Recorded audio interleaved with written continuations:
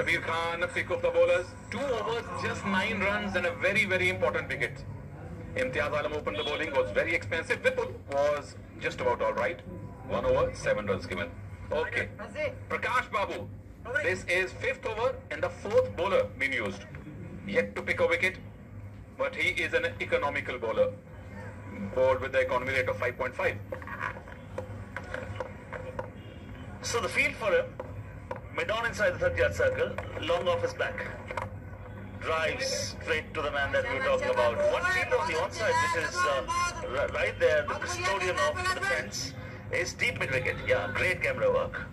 Look how quickly, brilliant work by the director to third man point. He's got long off back on the offside, cautiously placed. Not for me, sir. I will just praise you.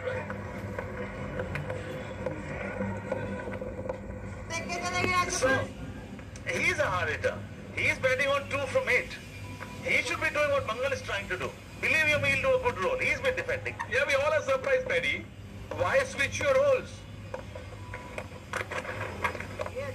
Why do so much of experimenting? I mean, by trying to surprise your opponents, you might be surprising yourself. Yeah, you can't.